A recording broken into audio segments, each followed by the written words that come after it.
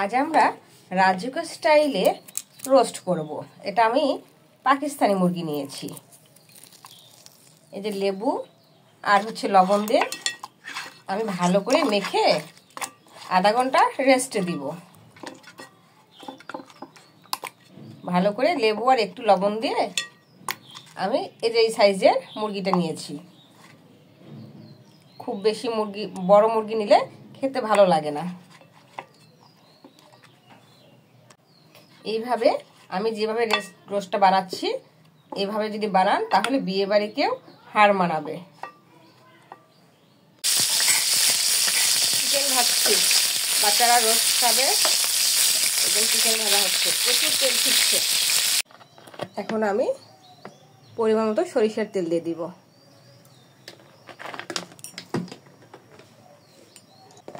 এখন আমি গোটা মশলাগুলো দিয়ে দিব।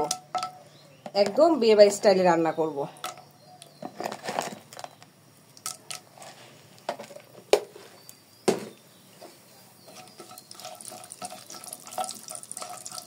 এমনভাবে নাড়তে হবে যেন এই গোটা মশলাগুলো যেন পুড়ে না যায়।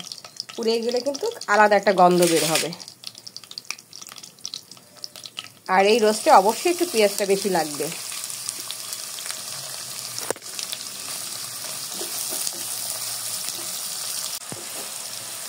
এই যে দেখুন আমি পেঁয়াজটাকে লালচে করে ভাজছি। একদম খুব বেশি লালচে করা যাবে না।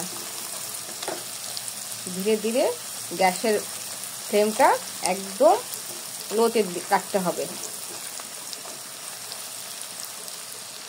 এখন আমি এক এক করে মশলাগুলো দিয়ে দিব।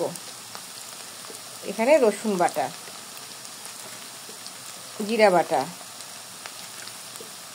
আদা বাটা,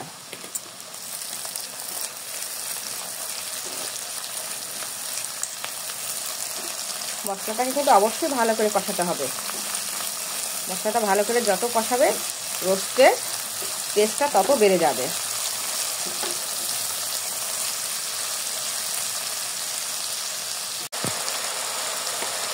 এই পর্যায়ে পরিমাণ মতো লবণ দিতে হবে। আবারও মশলাটাকে ভালো করে কষাতে হবে।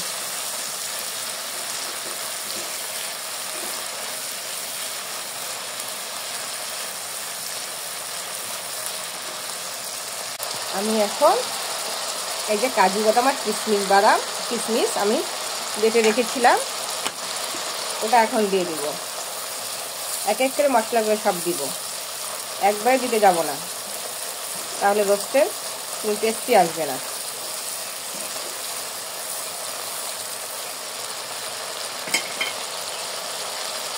এখন আমি রাঁধুনি রেডি মিক্স রোস্ট মশলাটা দিয়ে দিব।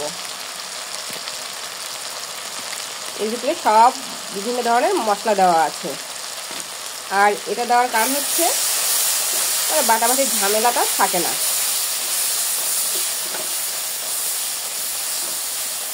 এখন বেশ খানিকক্ষণ এটাকেও ভালো করে কষাতে হবে।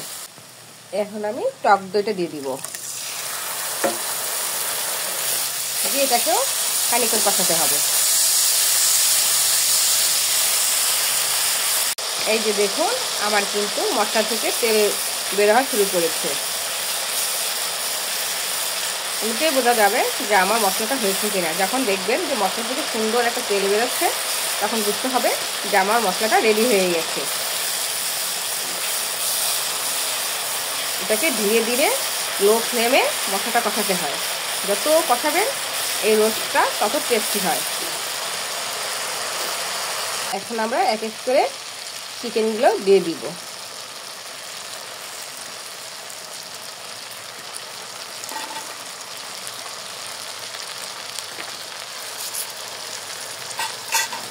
এখন এরপর যে আমরা দুধ দিয়ে দিব। দুধটা জাল করে রেখেছিলাম।